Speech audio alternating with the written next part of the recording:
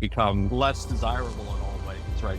Your personality degrades, you're more caustic. And then after practicing law for 7 years, especially like doing litigation, you become even more like entrenched. And I knew nothing about real estate. So it really was, I don't know how to characterize it, but a stark change, right? This is something I was moving into an entirely different field that I knew very little about, that I wasn't trained in. It was, just a whole possibly go wrong. Exactly. So, right. The first year of business is Real Estate Underground. Greetings and salutations, Real Estate Undergrounders. It is Ed Matthews and the Real Estate Underground. Thank you so much for joining us today. Today we're going old school in my experience, in that we're talking about flipping, which is something that is near and dear to my heart. I was just telling our guest, and I'll get into that in a sec. I'll introduce him in a second, that, my primary vice in the early stages of my real estate career was flipping. I loved everything about it, and I can't wait to have this conversation. Kevin Link, thank you for joining us today. Welcome to the show. And for those folks that don't know about you and who you are and what you do, why don't you give us a little bit on your background and how you landed here? Perfect. Yeah. Well, thank you, Ed. Thank you for having me on as a guest, and certainly appreciate being here. Yeah. Like we were talking about, I started off my career as a lawyer, and nothing to do with real estate. I was doing securities law, insider trading. I was a litigator. And I guess over the years I was practicing law, I slowly but surely came to the conclusion that my boss's jokes were not getting funnier. And I felt, hey, I don't know that I want to be doing this for the rest of my life. And I felt like that was probably the path I was on. Right. And so in 2017, I pulled the plug. My partner, Jonathan Carcone, he had flipped a few houses. He and I talked. We went to undergrad together at Wake Forest. And so I've known him for a long time. He had flipped some houses, and we said, hey, let's do this together. So I jumped out of the plane, like I was still putting the parachute on. It was like kind of a crazy decision. I can tell you, my colleagues, my attorney colleagues, were all left scratching their head. They're like, obviously he's lost his marbles. So I don't know what, we're going to find out in 3 years. He's incarcerated or something. But whatever happened to that guy, Kevin? How much time is he really doing? Right. So and then we got started, single family flipping houses. Today we're at 25 employees. So we've grown the company. It's in DC, Washington, D.C. We do the DMV area. We do flipping, wholesaling, all of the above. And earlier this year, I started the coaching company called 1,000 Flips. And that's where I've been spending some of my time this year. And I'm releasing a product next year called the Link Sales System, my last name, which is designed to teach what I view as being the most important component of real estate, which is the sales component. But we can, chat further about that. So I definitely want to talk about that. I want to do a quick East Coast, West Coast translation. So DMV area is District of Columbia, Maryland, and Virginia, for those folks that don't live near the Atlantic Ocean. So Kevin, how did you make that transition from real estate, or from practicing law, to real estate? It's a big jump, right? And I assume you had similar conversations to the ones I had with my father in particular, who told me when I was leaving tech, are you out of your, I'm going to say ever loving mind, but that is not exactly what he said.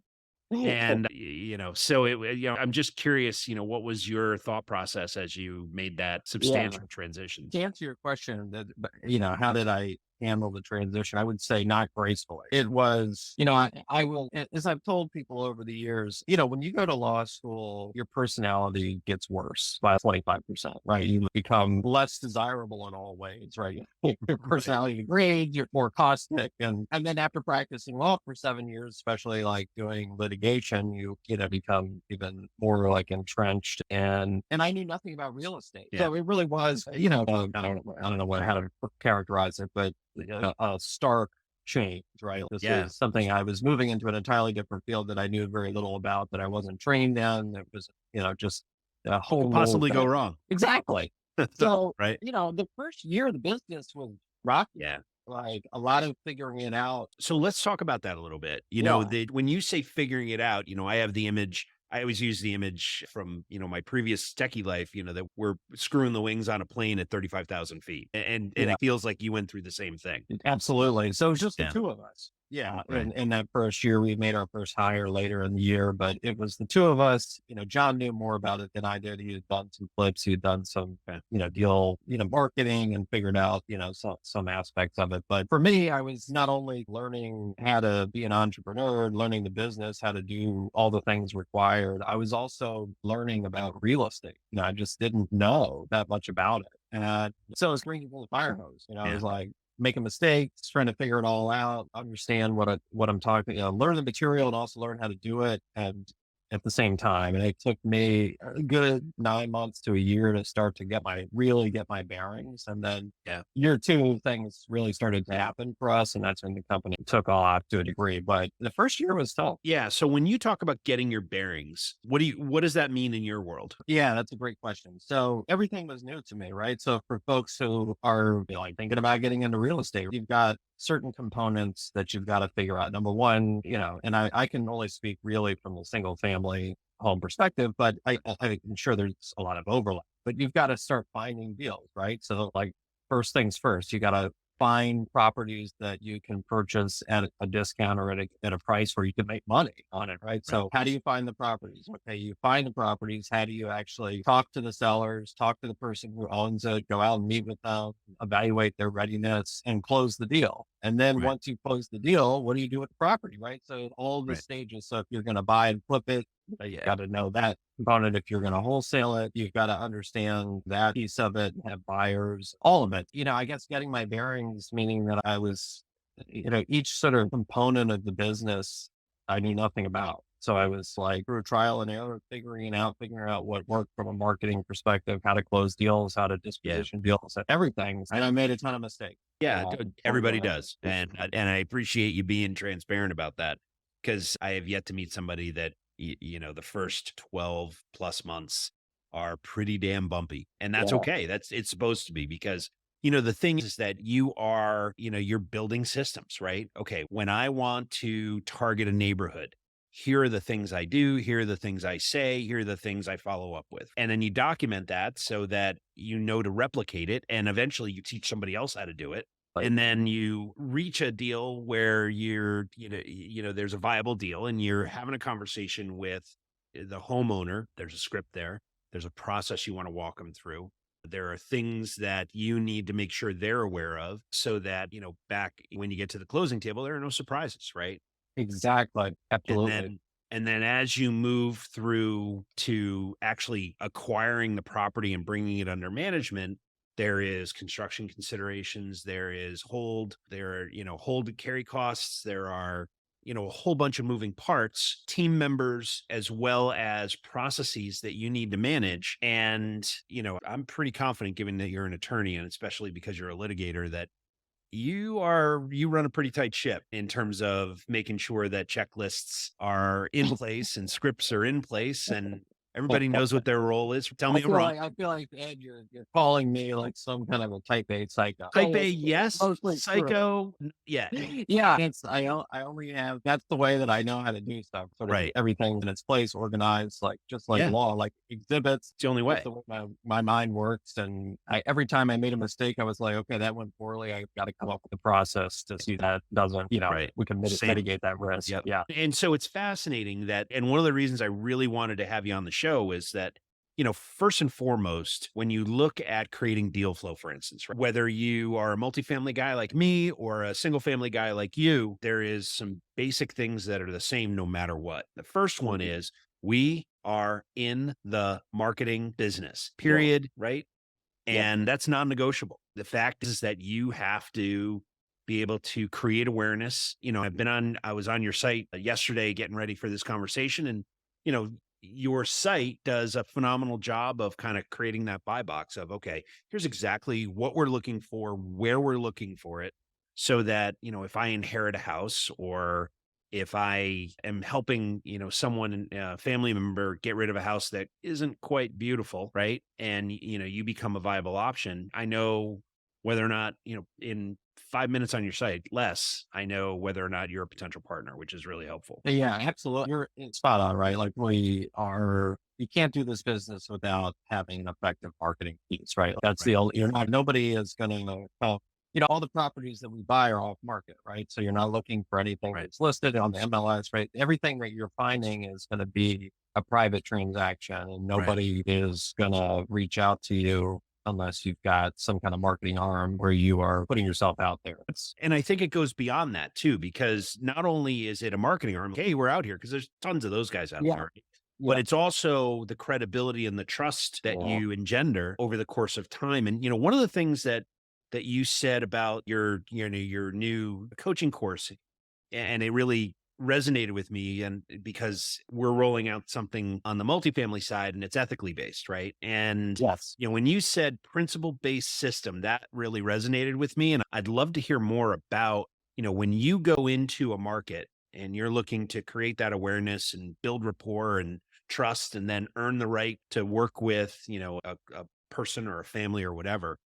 Right. What is your approach? When you talk about principles, what are you specifically talking about? Yeah. So for me, I don't really consider myself to be like a salesperson by nature, and I don't have that sort of. I'm like Good thing. an introvert in a lot of Yeah. ways, but I had to figure it out. In order to do this business, you got to be able to talk to people, got to be able to Right. engender trust. So for me, the whole ball game ultimately, and I don't know if you would agree or disagree with this to some degree. I'd be interested to hear your thoughts, but marketing, obviously key sort of component. You've got to do it. Ultimately, my kind of view of marketing, years into the business now, is that marketing is there's not necessarily, there's things that work better than other things. You've got to track your return on investment, all the things that you do when you're doing effective marketing. But at the end of the day, at least for single family home, there's a finite world of ways to market, right? You can do direct mail. We have TV commercials, radio, right? You can do SEO through the internet,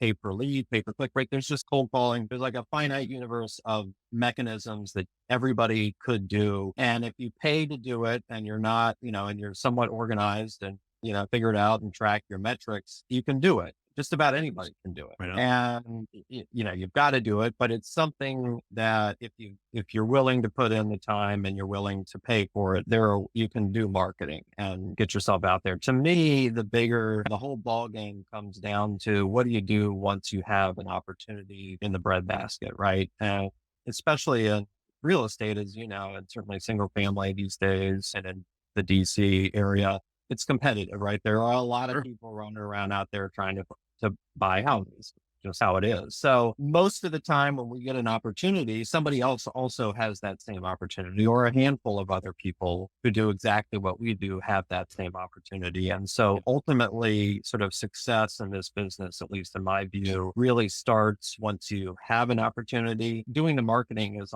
that's the baseline. You got to do Yeah, it's that. table stakes. And I totally agree. once you get to the point where now you're generating lead flow, you have opportunities, it's winning those opportunities at a higher rate than other people is what will make you grow or not grow and or wash out. So that over the years is the impetus for my creating this sales system. And I think that's to circle back to your question. The only thing that I know to do when, in these, when I'm talking to sellers, is to just be like hyper transparent. And number one, I always walk them through my process. I like to, that's something I learned as a trial attorney, especially in front of a judge. A lot of judges get to the point, right? They want all the information in a teeny little amount of time, right? Like, you got to be succinct, but clear. And, I think, I learned here's what my service is, here's what I do, here's how it works, here's how the process works, and walk you through that, and then give you the good, the bad, and the ugly, right? Like, here are your options, right? I'm not your only option, right? You have, whenever somebody's thinking about selling, you can list it with an agent, you could for sale by owner, you could sell it to me or somebody who does what I do, right? I'm not the only game in town, and I'm not going to be path for you to get the most money necessarily out of the property. You have other options for that too. Just, I guess, in a nutshell, being as open and informative and transparent and more consultative in terms of the sales approach than trying to sell. Yeah, I always used to tell our team when we were flipping, if you're on the phone with somebody, yeah, their job on the phone is to sell an appointment with me, right? Or one of my partners. And, I always used to tell them, I was like, if you at any point in the conversation feel like you're convincing anyone of anything, Yes. stop, thank them Quit. for their time, and Yeah. hang the phone up, right? Because the last thing you want to do is especially with something like a home where it's, there's a lot of emotion, there's a lot of memories. involved, be a human being, right? Respect the Yeah. fact that they are they're probably in a spot and they don't know what to do. Yes. And, when I hear principle based, I think about transparency, like you were talking about. The way we did it was we would go in. Heck, I'd tell them, here's exactly what we're going to do to the place. We're going to upgrade the kitchens. We're going to upgrade the bathrooms. We're Yeah. going to do this. We're going to spend 75,000 bucks.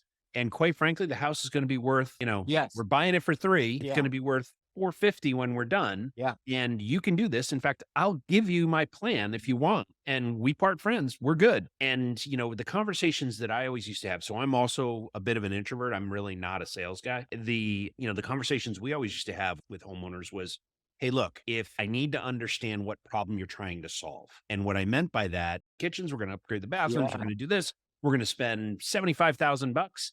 And quite frankly, the house is going to be worth, Yes. we're buying it for 3. It's Yeah. going to be worth 450 when we're done. Yeah. And you can do this. In fact, I'll give you my plan if you want. And we part friends. We're good. And, the conversations that I always used to have. So I'm also a bit of an introvert. I'm really not a sales guy. The conversations we always used to have with homeowners was, hey, look, if I need to understand what problem you're trying to solve. And what I meant by that is, are you trying to max out the dollars? Okay. I can introduce you to, any number of excellent realtors who will help you do that. Right now on my phone, I will give you the contacts and I will even call them as I'm driving back to my office.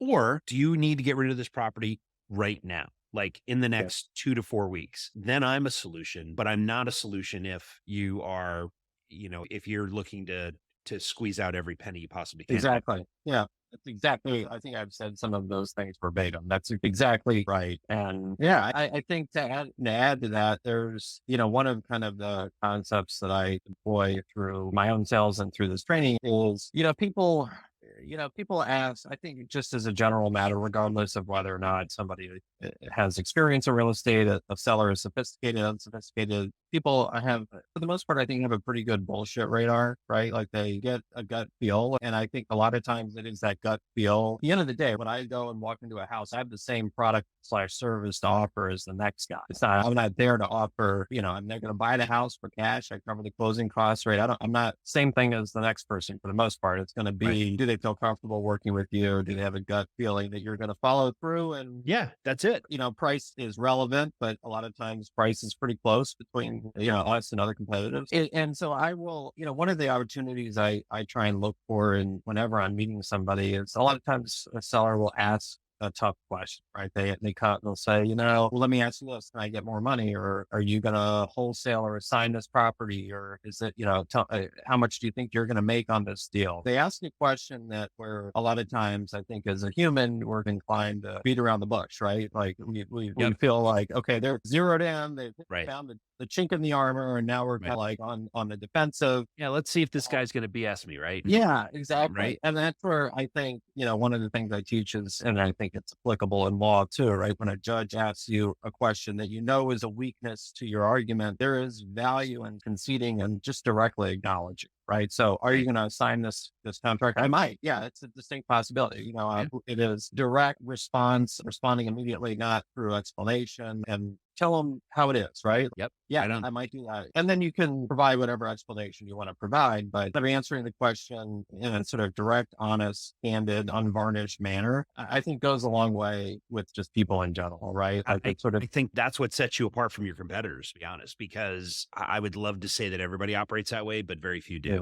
And yeah. so just the fact that you're looking them in the eye and telling them, here are the 3 things I may do with this property, or whatever, the plan Exactly. is. I think they appreciate it. And, I'm sure you ask, in fact, I'll ask you and then I'll give you my opinion. I'm curious, do you follow up with folks when they finally say yes and sign the contract, why they did that? Like, why'd they go with you? Yeah. So a lot of times, if they sign a contract, sometimes they'll sign, and while we're there in an appointment, a lot of times it's later, but I do to get a feel for that, right? It's the kind of feedback that helps formulate what's working. And so to me, I guess over the years, what I've found is, right, there's always going to be a class of sellers that care only about price. If you, like you offer $1 more, I don't care who you are, what you say, like that's it. Now, but that I found is a small segment of the population. So most people care about price, but that's a fact. That's just a factor. They also care about who they're working with. And ultimately, I think what people generally say is, so and so offered a little bit more. I'm more comfortable with you. And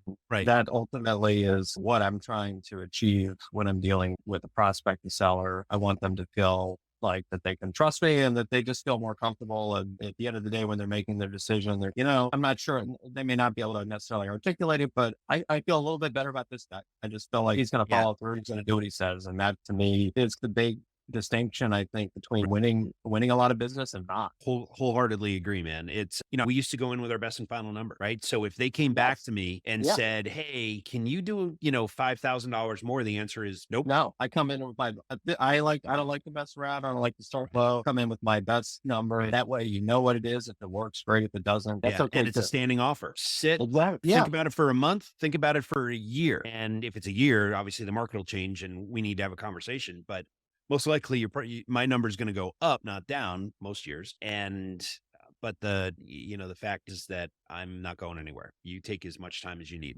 I don't do like these crazy expiration, the offer, self destructs in 24 hours. Yeah, I do that in multifamily world, but I'm dealing with companies. I'm not dealing with Yeah, that's people who different. live there. It's different. Absolutely. That Right. is, yeah. So I'm with you 100% on that. Yeah. Also, I think a rare thing for people to do though, not the norm. I think normally people putting pressure. 100%, which is another thing that sets you apart, right? And it's always, I don't know if you play cards, but I play poker, and where I'm the most effective in sales too, wherever I was the most effective, either in a sales cycle or at a poker table or elsewhere, is when I didn't care if I won. I had already Yeah. made my number, or I can afford to lose the, $20 that's on the table. So be it. That is when I remove that stress, then you can just be a human being and have a conversation and say, here's the best I can do. Buy it, don't buy it. Don't care. Yeah, that's a great analogy. Or And yeah. I think, I don't know if you agree with this, Ed, but there's, at least in the single family world, there are people who sellers have the option. A lot of sellers are thinking about, do I want to sell to an investor and sort of skip all the rigmarole of listing it, Right. or do I want to actually deal with that and try and get a little bit more right? There's making that decision. I think in my view, it's hard, people I think for the most part are going to do what they're going to do, right? They're going to think about it, figure out, okay, I'm going to do option B or A or whatever. And I think the sort of idea of trying to steer them, or if they're leaning towards listing it, trying to steer them to cash is a mistake, right? That's just Totally gets you in trouble going down. more times It than not. does. That's right. And so it's better, at least I think, and to be neutral and informative and, walk through the options where and I think people also are more apt to disclose information to you if they feel like you're coming at it from, an unbiased, perspective. So to speak. Yeah, totally agree. So we are getting on in the time frame of this conversation. I could go for days talking about this stuff. Yeah. But let's get to the final four, and then then we'll wrap this baby up. So I'm always interested, guys like you and me and other people in the business, any business, frankly. We always have those mentors and those people that have thrown an arm around us, either in our personal lives or professionally. And I'm curious, what is the best advice you ever got and who gave it to you? Yeah. I don't know, this is maybe, I don't know maybe a little more unconventional, but when I was a law student, took a course called trial advocacy, where you learn the basics of standing up in court and arguing and being a trial attorney, something that is, hard to do. That's especially when you don't know what you're doing. And when you're a student, you really don't know what you're doing. My instructor for that course was also a litigator practitioner as well. And she was, a really great trial attorney, but also somebody that, at least at the time, that I was like a bit, like she was intimidating, just really poised, intelligent, accomplished lawyer who was not there to mess around. And that's a lot. It's a lot when you're a student to stand up on your feet and stare down the barrel of somebody who is just gonna, tear you apart. Who's a killer? I get it. You're like, I am so overmatched. And it was, it's a very humbling experience. But one thing she told me along the way that it really resonated with me for one reason or another. She said, Kevin, you've got some ability, some like natural ability, but so do a lot of, right? And, it's not like you don't have some golden tongue, right? You're smart enough, you've got some ability, but that's, again, the baseline, right? There's a lot of people like that, but great lawyers are not born, they're made, is what she said to me. And she was like, beat yourself up over this. You can get upset. You can be pound over it, but and all that's fine. But if you want to really succeed and be better than your peers in this, you're not. It's not going to be based on your natural ability. You gotta earn it. You gotta work for it. You gotta practice. You gotta outwork everybody else. Like you're coming to the table. Everybody else at the table is smart. Everybody else, Right. So everybody is here. You're not just. It's not like you're not the LeBron James of right. law school. I'm sorry to say. Right. So, If only. but nobody really is. There isn't. It's just not like that. If Right. you come in, you've got to make yourself and outwork people. And I did this. I took this course, level 1 and level 2, 2 years in law school, and we went to a national competition, and ended up being a great experience. But it was. I think what I really took from that is that it doesn't matter who you are, what you've done, where you come from. Like, and I think in business too, but certainly there are a lot of things in life where it's very humbling, and you just have to outwork everybody else and figure Totally it agree. out through your own failures and just keep on trying and plugging away. And I don't know, it just really stuck with me. And maybe because the whole experience was humbling. And then on top of that, she's like, you are like everybody else. If you want to separate yourself, you're going to have to do something different than everybody else. And Yeah, no, obviously I do that. tremendous advice, right? I tell my girls all the time. I have 2 daughters.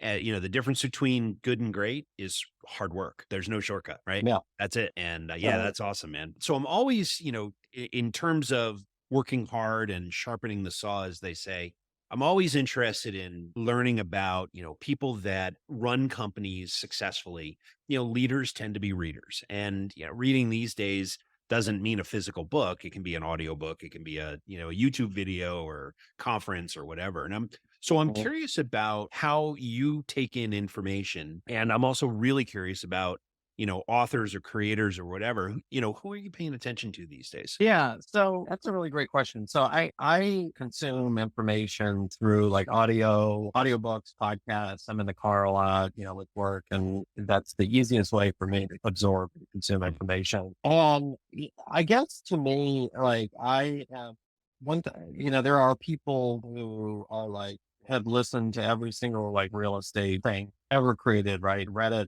listened to it, right? And I've certainly read plenty of or listened to plenty of real estate books. But for me, tend to find that, I like to listen to different genres. So not genres, but I just, recently listened to a book about the governor's race in California when Arnold Schwarzenegger was running that. And I find it interesting to hear other people's story, whether it's related to business, whether it's related to real estate or not, and Yeah, how, you learn something. There's always learn a gold nugget. yeah, there's always something in there, and I like to relay that to my staff. Hey, I was listening to this book about Harry Houdini, right? And this is what happened when he was 18, and here's how he got past this and this. And like, for me, I'm just like, I love to listen to audiobooks and podcasts and hear and the news and hear what just different people's stories, what they've gone through, what they've accomplished, how they got there. And I think what you find is most people who are successful have taken not a direct line to from point A to point B, right? It's a Don't know sort any. of meandering kind of path Right. that went through phases.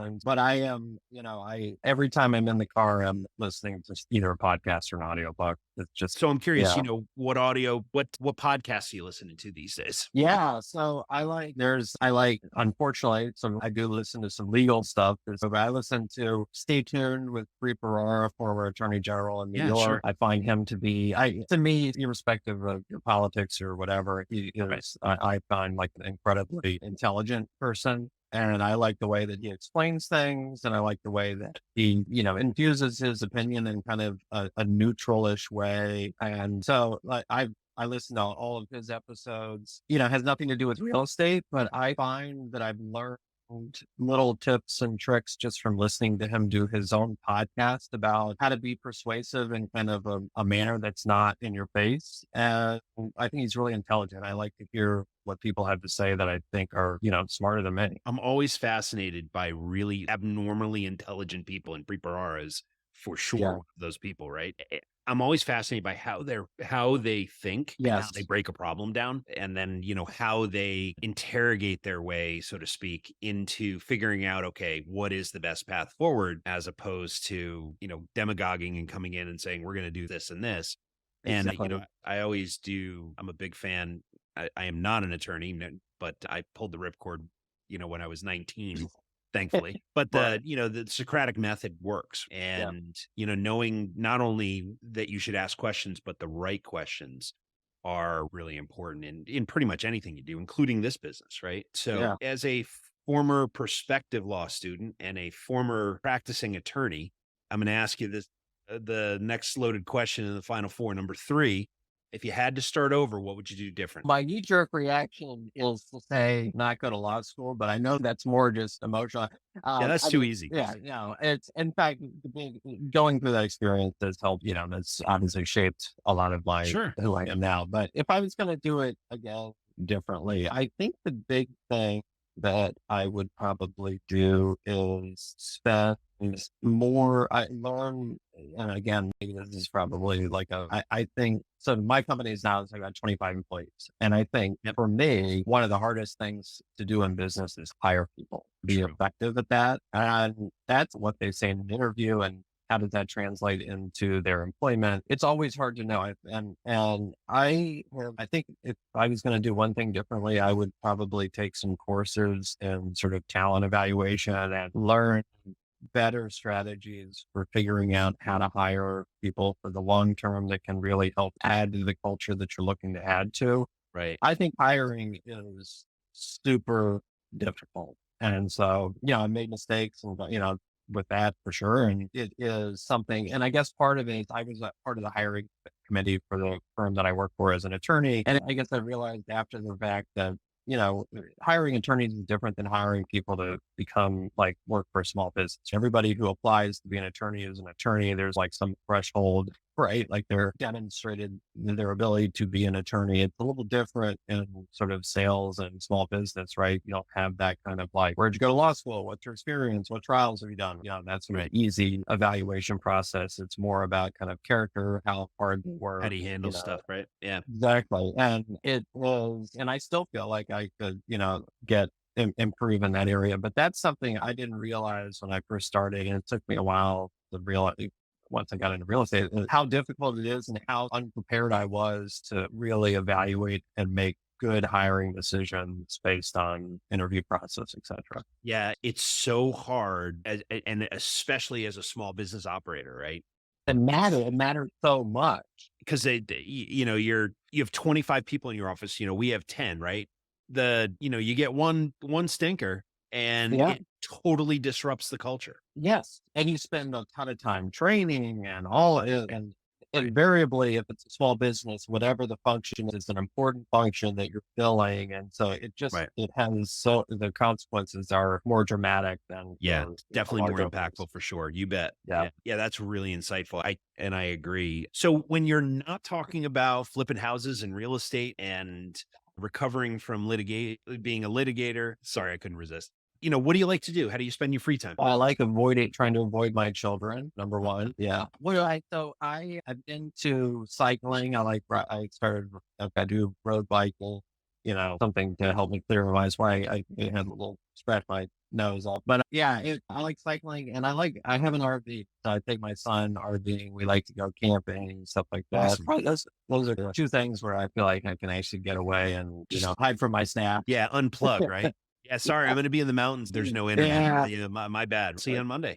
Good luck. There you go. Yeah. So, Kevin, I really enjoyed the conversation, and I'm curious if folks want to learn more about Four Brothers Buys Houses or you or anything else. What's the best way to get in touch? Yeah. So if you go to my coaching website, for folks who are interested in learning more about real estate, in particular, the sales system that I've developed and used for my own company, which I'm releasing early next year in video format, you can go to it's 1000flips is the name of the company. The website is 1kflips.com. And you can do like a free 15-minute discovery call with me if you want to learn more about sales system and training and coaching with regard to real estate that I offer. So probably the easiest way to connect with me is through the website and set up a 15-minute call. Awesome. Kevin, thank you so much for your time today. Really good to Thank see you, my you. friend.